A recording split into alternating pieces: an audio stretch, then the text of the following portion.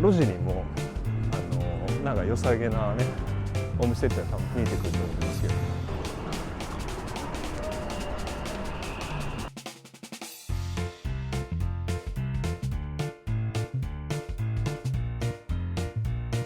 にゃんこちゃん可愛いね、すごいねはい、ということでね、ちょっとクラシカルなねコーヒー屋さんという感じでね、ちょっとのんびりしていきました。精米して水汲みしてやってみたいね。すごいインパクトのあるオブジェ。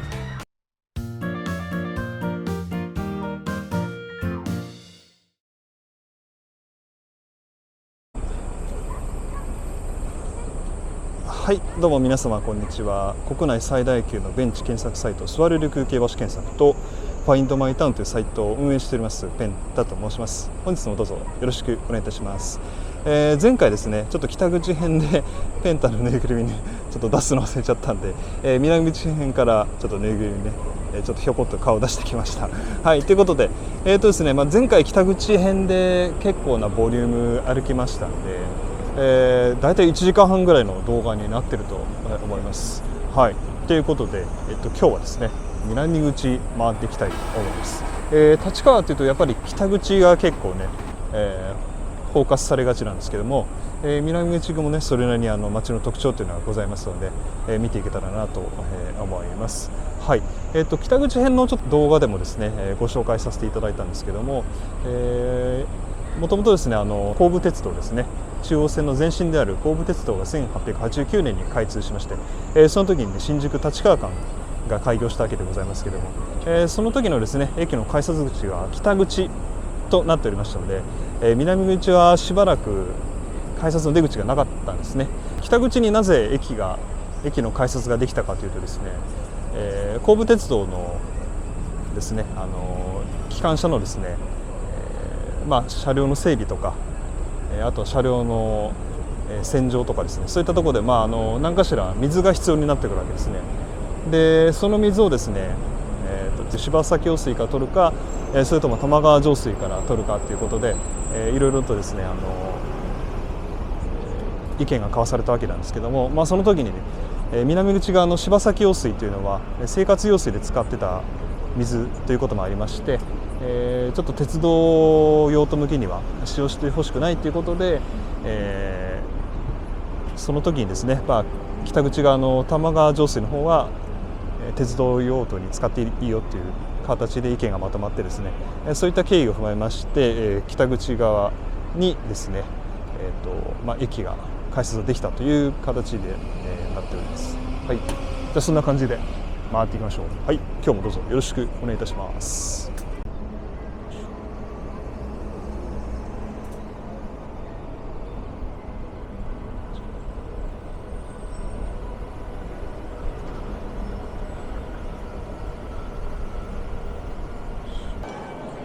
はい、それではですね南口方面行ってまいります。南口はグランディオがまずありますね。JR 系のね、はい、蒲田にもありますねグランディオ。でこのグランディオ屋上広場がすごい開放的でちょっと写真載せるんですけど、なんかぼーっとしたい時にですよ、さっきスカイデッキ行ったんですけどもグリーンスプリングスの、そんな感じでこのなんか、多摩のね景観山々とかちょっと街並みが見れるんでね、すごいいいですね。はい、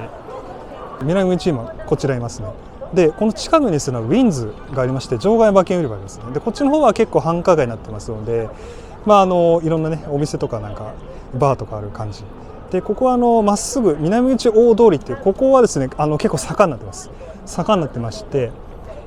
このガニ柄公園なんですけど、これが柴崎体育館駅なんですね。多摩モノレール、ここずっと坂で、ここの辺りが多摩川です。多摩川でそこを越えると日野市って感じですね。はい、であとですね漫画図書館がありまして、漫画パーク、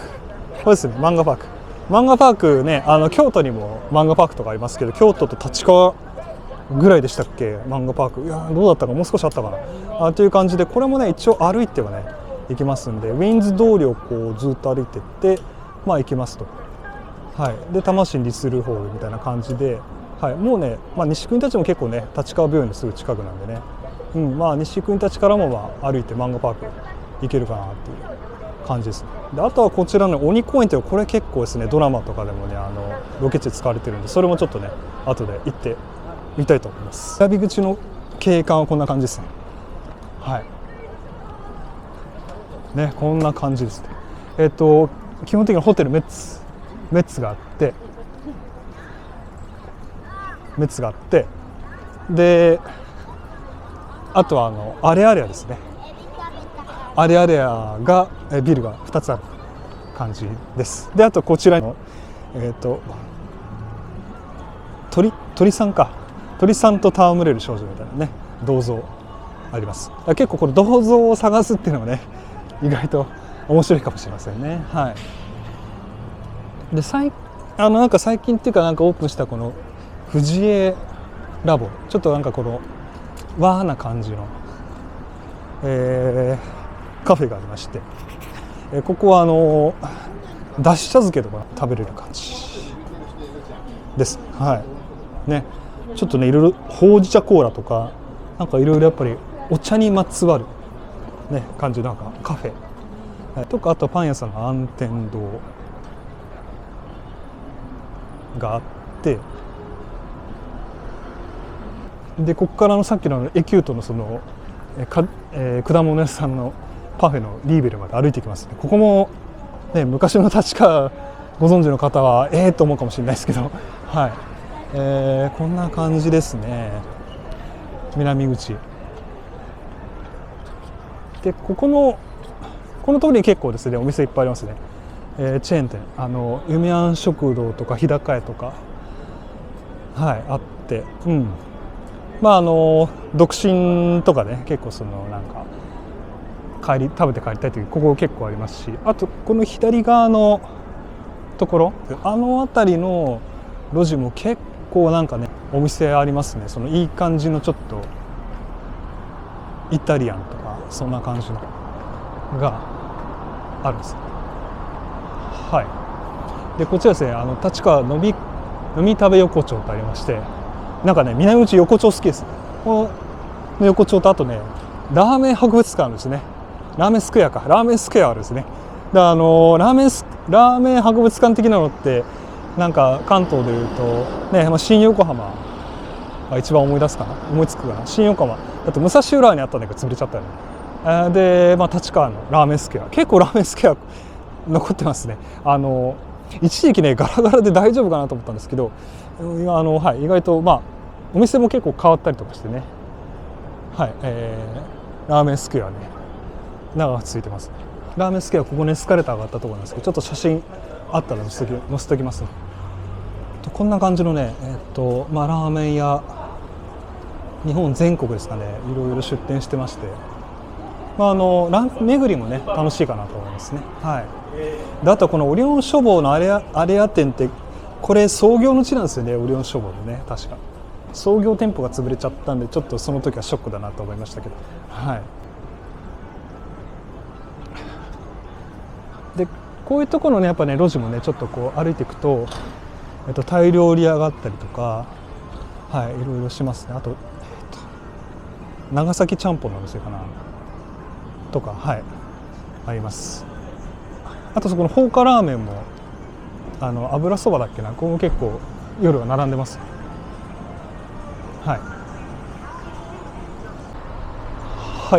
こちらですね新しいビルですね。上に東京仕事センター多摩って入ってるんですけど、下にボール立川ハブなんか企業とかそういうしたい方向けのなんかコミュニティスペースみたいなのがあって、その下がなんかバザールのなんかマルシェみたいになってますね。こんな感じで柴崎町のね通りです。ここまっすぐ行くと西立川に行きます。ちょっと降りてみましょうかね。ここもハローワーク入ってたりとかいろいろ、そうですね、コトリンクっていうネーミングで、立川市の、施設がね入ってます。ルルテラスっていうことで、結構その、立川産の玉ねぎとか、あとはそのやっぱこの辺りの採れた野菜とかね、農薬不使用のものとかいろいろやっぱりそういったね、野菜を扱ってたり、パスタプレートとかなんか立川産のお野菜とね、多摩のハムのベーコンを使ったとか、結構この多摩エリアの食材をふんだんに使った体に優しいね、食べ物が食べれると。立川産のブルーベリーとかですね、立川って言うとね、ウドが有名なんですけどね、ウドラっていうキャラクターがいて、はい、ご存知の方はぜひね、はい、ウドなんですけど、こういった野菜も楽しめます。目の前駐輪場、そう、ここの広い駐輪場がめちゃくちゃ便利なんですよ。南口にもし住んだとしたらここに止めて無料なんですよね、これ。ただね、夜閉まっちゃうんですよね。10時ぐらいだったかな、閉まっちゃうんですけど、で朝はね10時からなんですよね。だから通勤時間帯は使えないんですけど、ありますと。であとはそのね、あれあれの駐輪場が朝9時からやってたと思うんで、そこ使ってもいいし、あれあれ使ってもいいみたいな感じですね。はい、ただこの駐輪場もいつかは有料化してね、なんか建物建つんじゃないかなとは思ってますけど、そんな感じになります。はい。多摩モノレールは立川南の次は柴崎体育館、柴崎体育館の次は甲州街道ですね。モノレール一番距離が長いのは、柴崎体育館、甲州街道が多摩モノレールの中で一番長い区間を、走っているといった形ですね。はい。でも本当にもうこの辺り来ると結構やっぱ静かなんですよね。立川駅から今5分も歩いてないぐらいですけど、この辺も静かなね住宅街広がってまして、でこの裏行くと諏訪神社ってのありましてね、例大祭とかねやってます。夏祭りは結構、人でね人気なんですけども、大きいね神社がね、ございまして、はい、やっぱその辺り結構住みやすいのかなと思いますよね。はい。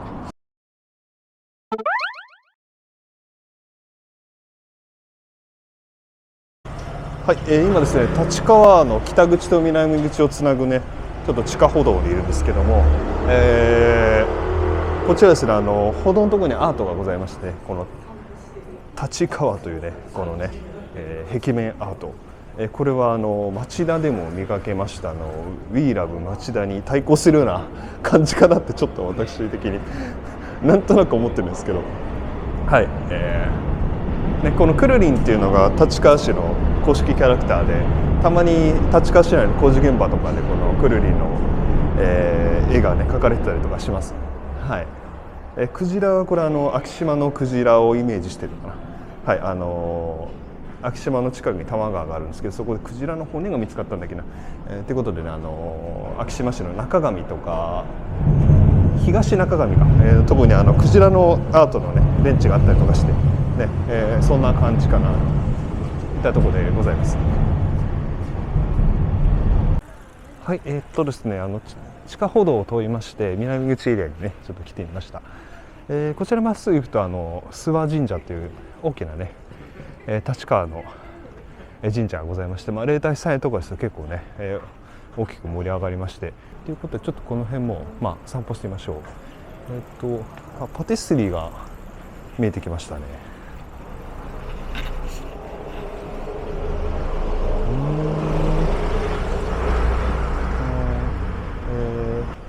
ホールケーキとかね、焼き菓子とかね、売ってるお店ですかね。はい。で、あとこのやっぱなんですかね、屋根口側の通りにもいろんなね、お店があったりして、ここもなかなかこの、外装が変わったね、なんかお店がございますね。なんか多国籍料理屋さんみたいな感じですね。はい。あとはこの辺になんかちゃんぽん屋さんとかタイ料理とかがあって、ちょうどこの公園のそばですかね。この公園は時間帯によって空いてたり空いてなかったりしてる、みたい。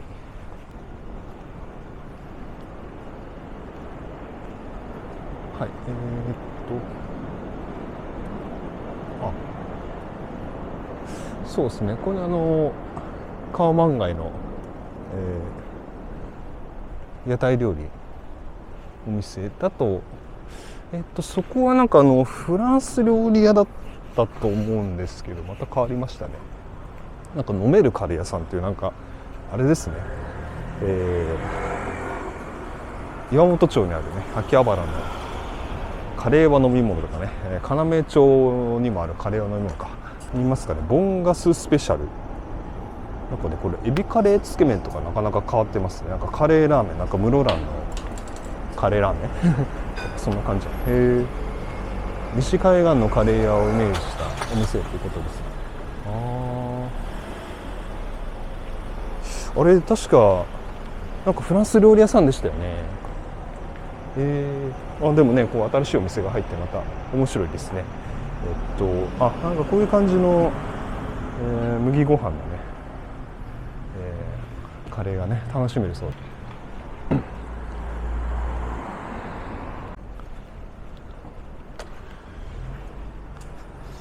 はい、ちょっとぶらりしてみましょうかね。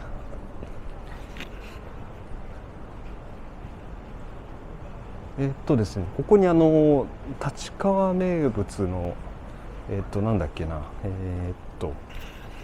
あれだ、うどのねいなり寿司があるんですね。はい、実は立川といえばうどなんですね。うどって日の当たらないなんかなんつうか洞窟みたいなところで育ててるんですけど、立川のうどらってご存知ですかね。一応ね、うどのねキャラクターがいるんですよね。はい、うどらとか言うんですけど、まあそういった感じのなんかうどを使ったこのいなり寿司が、立川名物、ってことですね。はい。うん。いなり寿司ね、なんかたまになんかすごい食べたいなって、なってなんか買ったりとかしますけど、うん。はい。あとは今ちょっと立川駅方面に向かってるんですけども、ここのなんかね、イタリアンかな、結構ね夜とか盛り上がってたのマザーズっていうお店が、まあねちょっと、ね、おしゃれめな感じのレストランがありまして、結構ね立川デートとかでも使えそうな感じですね。はい。であと正面に、ありますカフェベローチェ、ここは、立川駅市近の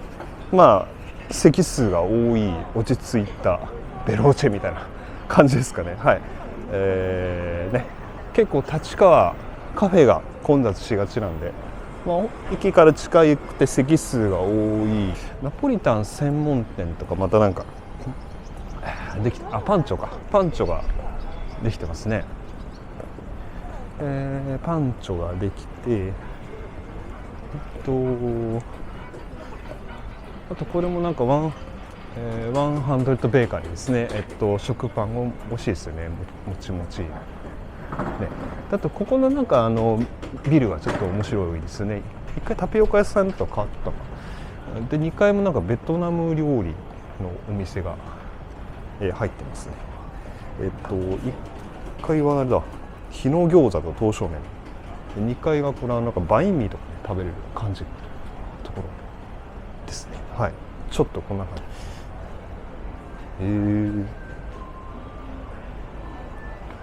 なんか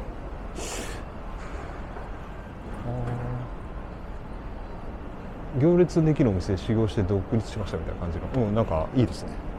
ベトナム料理、あれなんか前タイ料理じゃなかったでしたっけ違いましたっけ。はい、っていう感じです。でこれ今ワシントンホテルのそばにいて、正面にこの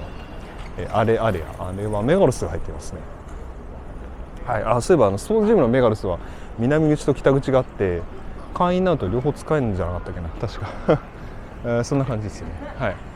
で、ちょっとこういった路地にもなんか良さげなねお店っていうのは多分見えてくると思いますけど、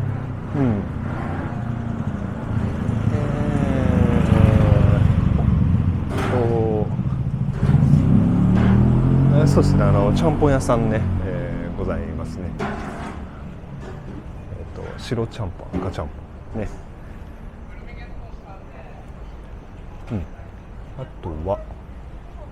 あとはこの、この晴れ着のマルショーってお店ですかね。このなんか老舗な感じがしますよね。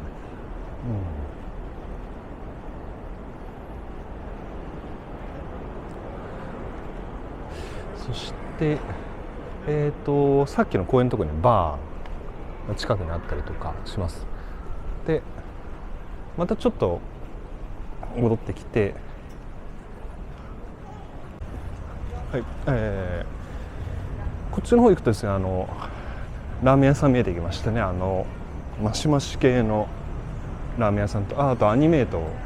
ありますね。はい、アニメートも入ってます。このマシマシ系はね、立川でね、ラーメンマシマシとかなんかこういう系好きな方は、結構ファンが多いと思いますけど、汁なしでこのね、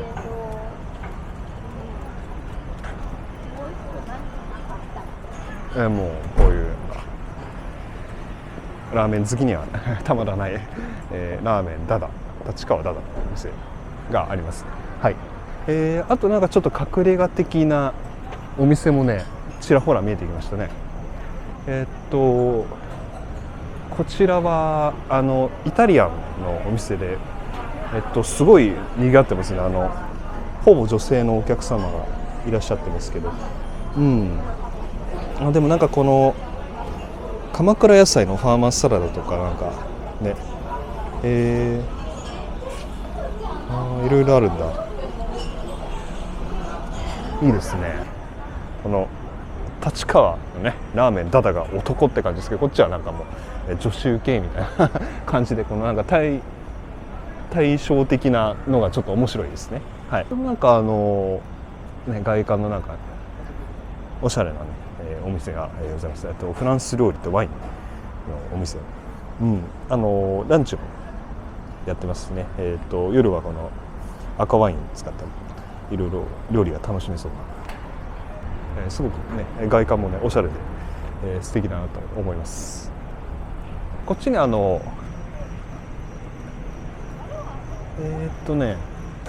んかカフェがあった気がしたんですけど、気のせいかな。なんかこっちの方になんかこのおしゃれな感じの美容院ですかね。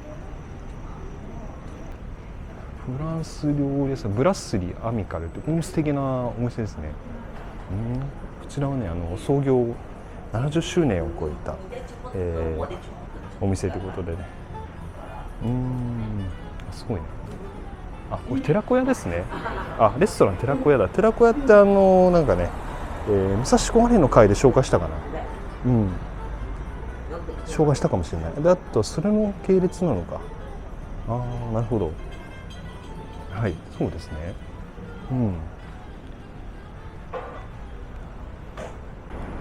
はい、ちょっとねこの交渉役場前の交差点、目の前には多摩都市モノレールが見えるんですけど、ここですね稲毛屋があったんですけど潰れちゃったんですよね。稲毛屋とキャンドゥが入ってたんですかね。はい、ちょっとなくなっちゃいましたね。稲毛屋ね、よく東京の多摩エリアで見ると思うんですけども、稲毛屋の創業の地は立川で、ございまして、もともと立川駅北口にありましてね、第一デパートというところが、鮮魚店としてね稲毛屋スタートしたわけでございますけども、はい、創業者がですね川崎市多摩区の菅毛、東京都稲城市と川崎市多摩区ですごい近いところなんですけど、その辺りにね稲田堤とか稲城長沼とか駅もあるんですけども、そういったところから立川にね鮮魚店としてオープンした、そんな創業者の方がねいらっしゃったんですけども、で稲毛屋というですねネーミングがですねちょうどその、ね、稲田堤とか稲城長沼とか行ったんですけども、川崎市高津区から、中原区ちょうど武蔵溝の口から武蔵小杉のあたり稲城市稲毛市という豪族がおりまして、その稲毛市のですね荘園があったですね、稲毛荘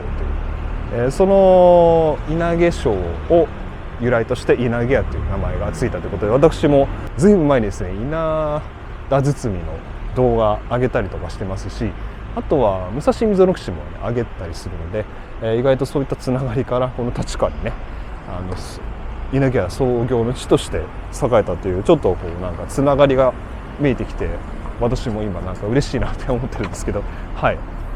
そんな感じでございました。でもう駅から、少し歩いたところなんです。この公衆役場奥はもうずっと住宅街で、静かな環境ですね。はい、ちょっとこのマンションね気になりますよね。なんかこのなんかデザインがなんかこの前のなんか池袋でもねなんかこういったなんか建築巡りみたいにしたんですけども、なんか素敵だなと思いますね。なんか有名なあれなんですかね、ちょっとご存知の方いらっしゃいましたら教えてください。はい、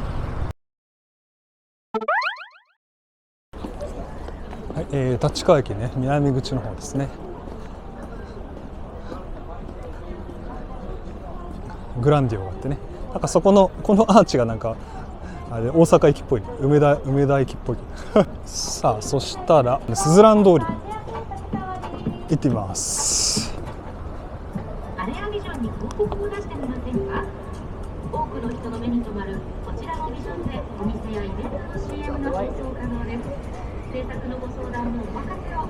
まずはお気軽にお問い合わせください。すずらん通りとその周辺回っていきたいと思います。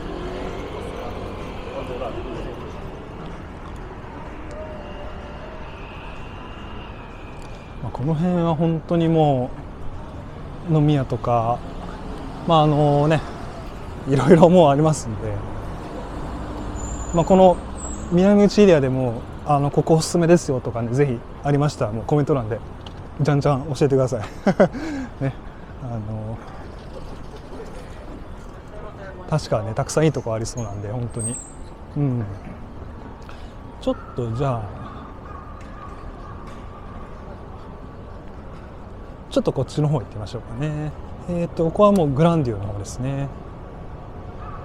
グランディオのスリコも結構広くていいですね。もう池袋スリコとかめっちゃ混んでるんですけど、ここの本当スリコ見やすくて結構好きです。はいでパンダ中華ってこれ新しいですよね。あとそうだ南口でおすすめはここのですねカレー屋さん、レインボースパイスというカレー屋さん、こう美味しいですよ。はい、昼時はね結構並んでて、はい、あれなんですけど、本当スパイスがね本当にこういい感じにね味を引き立てて、はい、おすすめです、ね。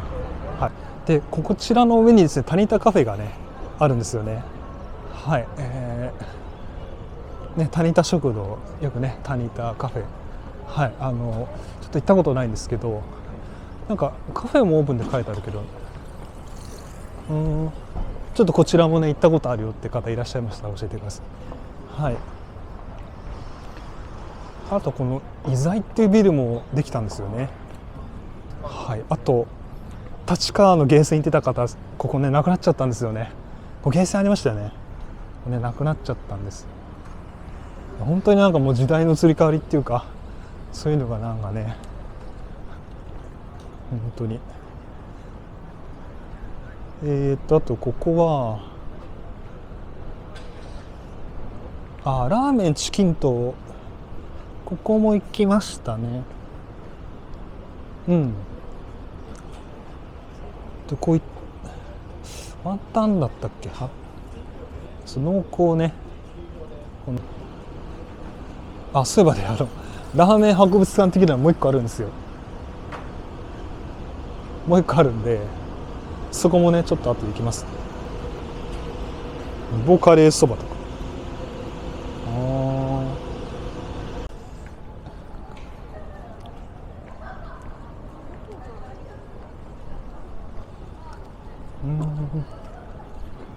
こっちの方にもねたくさんね大衆酒場とかいろいろありますね。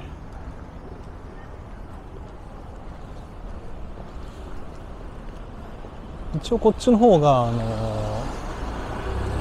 JRE の、ところですね。はい、あと一覧もあります。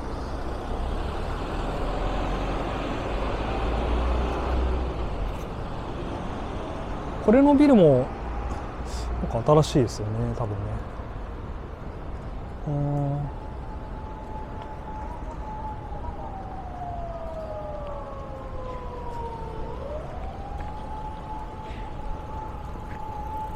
はい、こちらウィンズということで、JRA のね馬券売り場でございます。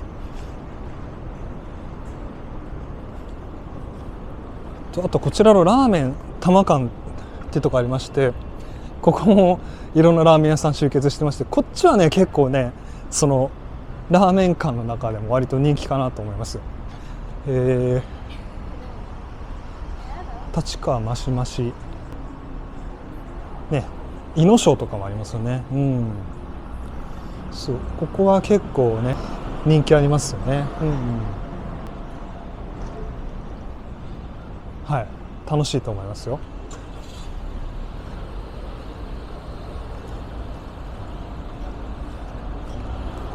あとこの辺もなんか小粋ななんか飲み屋とかねいろいろまた出てくるんで、開拓すると楽しいと思います。ここはねなんか台湾料理のお店だったんですけど、台湾なちょっと油そばになりましたね。油そばになった感じですね。さてどうしましょうか。もう少し行きますか。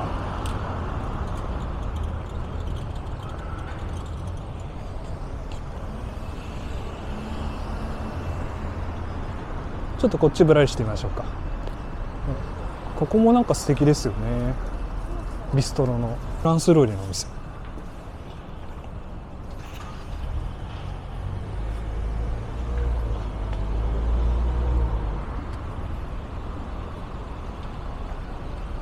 なんかこういうとこもどんどんマンションができてますね。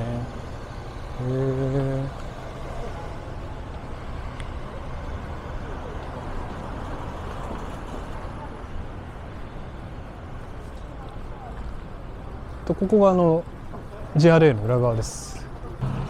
あと蒙古タンメンの中本も見えてきました。本当になんかもう飲食店たくさんあるんで、スズラン通りともね。はい。いやもう本当飲むの好きな人とかだったら南口楽しいです。蒙古タンメンのお店とかね、あとなんかマフィンのお店もありますね。元屋もちもちマフィンが食べれる。いいですね。もうちょっとね終わっちゃったのかな。でここで申し込めるんだ。あとこっちの方は結構そのなんていうかな、スナックとかガールズバーが多いかな。ちょっとこっちの方ですね。こういうちょっと繁華街好きな方もいらっしゃるんでちょっとぶらりしていますけどね。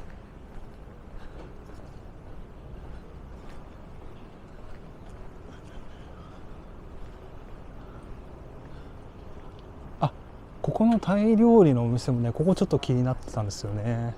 このバナナ食堂、ここちょっと気になってんだよな。路地裏のタイ料理っていうバナナ食堂。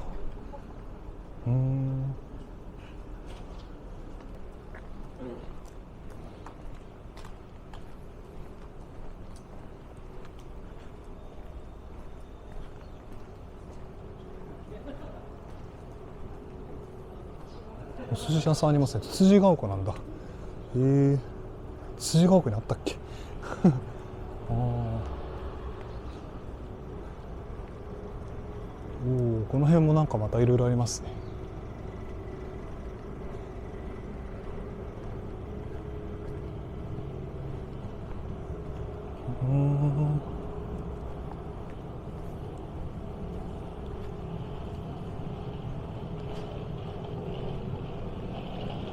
本当居酒屋寿司とかね、韓国スナックとかたこ焼き屋さん、どないやとかいろいろあるな。へえ。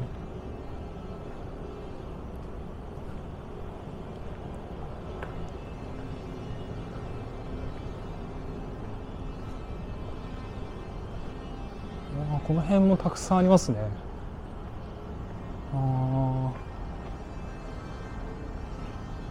そこのですね、なんだっけな、立川通りでしたっけ。そこまで出るとね、すごいね、平和になってきますね。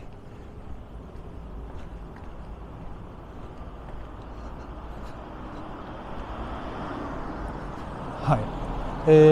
この辺りは末広ってあるんですけど、立川のあそこのしゃぶしゃぶもねちょっと老舗で美味しいですし、ここは結構大通りのところは、平和かなと。あとはスポーツ自転車のねビアンキのショップがあるんですね。はい。ビアンキのショップ、吉祥寺の声優の隣だっけとかね、あともう立川にもね、ビアンキのお店があるんで、チェレステブルーが好きな方はね、こちらビアンキのショップとかに寄ってみるといいかなと思いますね。はい。はい、ちょっとですね、この気になった立川末広なんですけど、ちょっとこの今ね前に来ております。ちょっとねランチメニューとかもねやってるみたいなんですよね。こういった形でね、いろいろねとんかつとかあるんですけど、すき焼き丼ちょっと気になるんでね、ちょっとね食べてみたいと思いますね。せっかくちょっと来たんで、はい、なんかこのいい感じの老舗感のお店ですね。はい。はい、ちょっと行ってきました。ですね、しみしみのねすき焼き丼めちゃくちゃ美味しかったですね。ボリュームもね、結構あって本当大満足ですね。この808円でいいのかなって思ったぐらいですけど、はい。じゃあまた中央線の方ですね、ちょっとね戻ってまいります。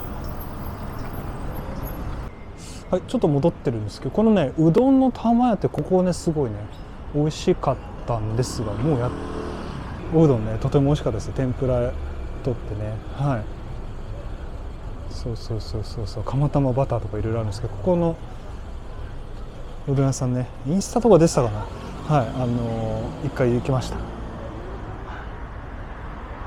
あとはココイチとか、本当にチェーン店は何でもありますんで、確かはい、何でもありますね。うん。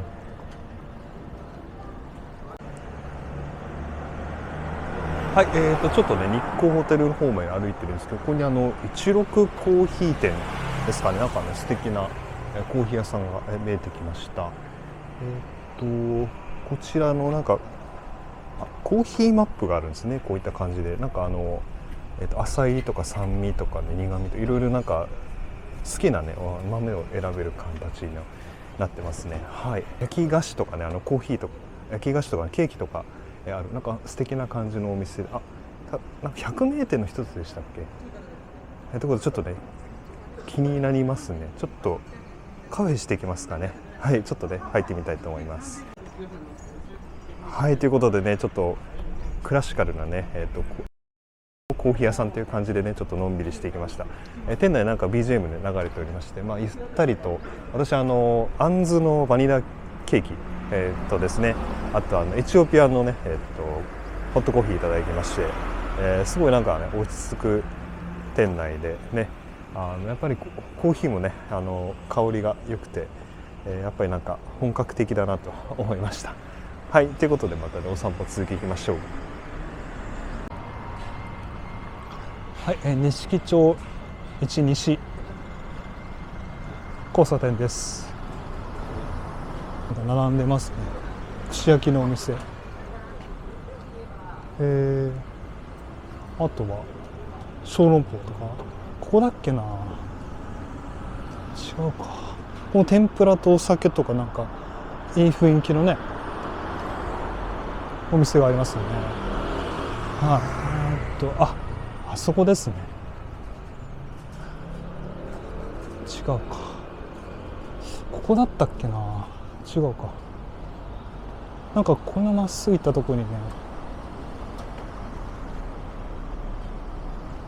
CD とレコードのお店とかある。1号店、なんかこの辺もなんかおしゃれな感じですね。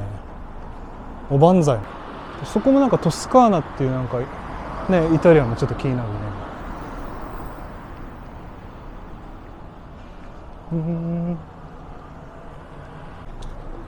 あとふみちゃん食堂っていう、こうなんかカレーとさっきもねスパイスになりましたけど、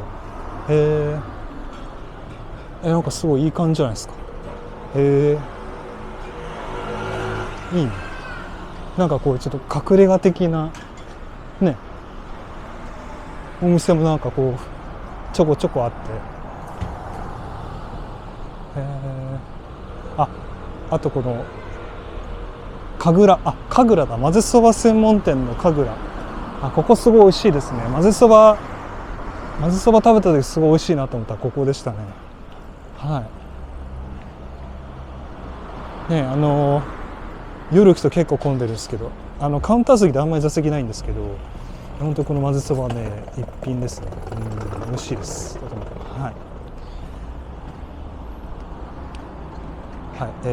神楽というね混ぜそばのお店です。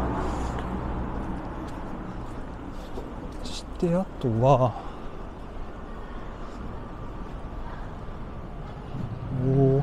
ホルモン炒めとか、ここの大きな交差点ありまして、このホテル日光立川ですね。このホテル日光立川ですごい綺麗でしたよ。出張で泊まりましたけど、立川通りのところにあると意外と安かったですねまあ駅から少し歩くんで、でもすごいいいところでした。立川通り、ここ少し行くと漫画パークありますね。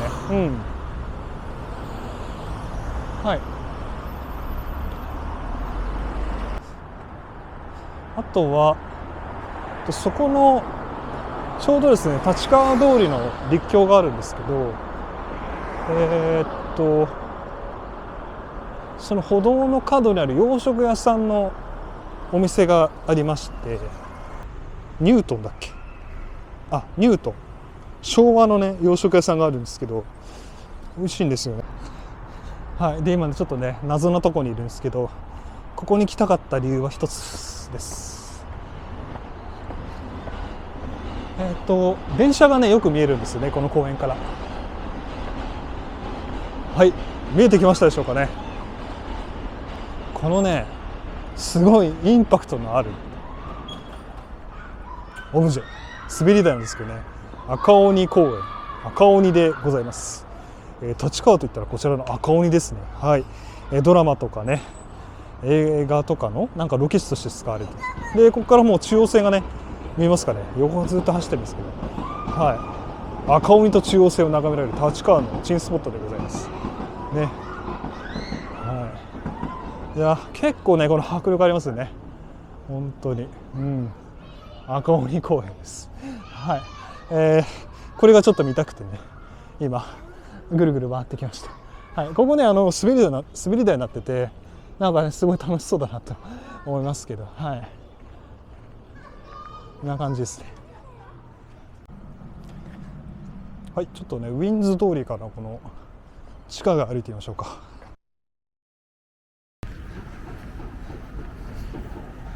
この辺りのなんか野菜の絵が可愛いですね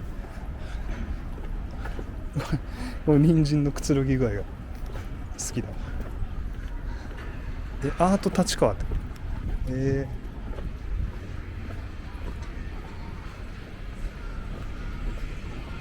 このアート感いいですね本当ね。このなんか地下道が楽しくなる。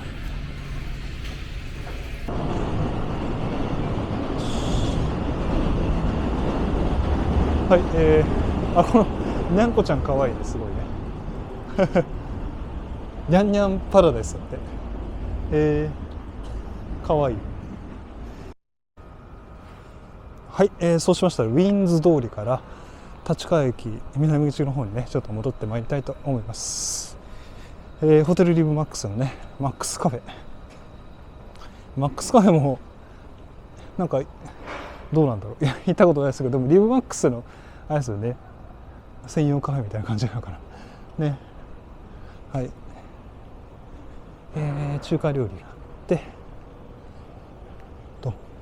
この辺でいうとやっぱスタ丼が一番目につきますよね。はい、伝説のスタ丼てかシェアサイクルめちゃめちゃありますね今日チャリンコで移動すればよかったな。ちょっともう結構もう後半足がもうバテバテですけど、はい、声もちょっと最後振り絞って頑張ります。はい、伝説のスタ丼ということでね、やっぱスタ丼たまに食べたくなりますよね。癖になるというか、はい本当にね、国分寺にもねスタ丼ね確かあったと思いますけど、スタ丼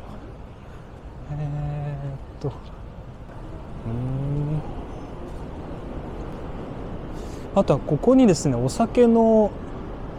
博物館、東京地酒のなんかあるんですよ。東京都酒造組合だ。でここの酒造マップってあって、これ面白いですよね。田町に東京港のね、作るとこあって、あと府中拝島、東村山、福生、秋川、西八王子、鯖江、大体やっぱ多摩エリアですよね。このね酒造所唯一田町にね都心部にありますけどね、こういうなんかちょっと面白いなと思います。はい、東京地酒の専門店とい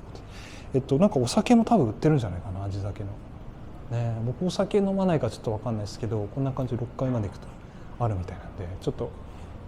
これもなんかいいですね。精米して水汲みしてやってみたいなね。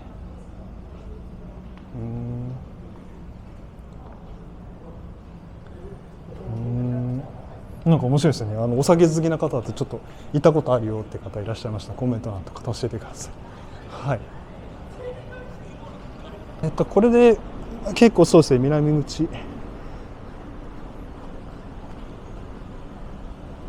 駅周辺は回ってきたかなって感じがしますよね。はい、ということですね、立川駅ぐるっと一周してみました。いかがでしたでしょうかということで、まず北口から回って南口ということですね。はい、北口はたくさんね商業施設があって、その中でもねグリーンスプリングス、これがおしゃれスポットとしてな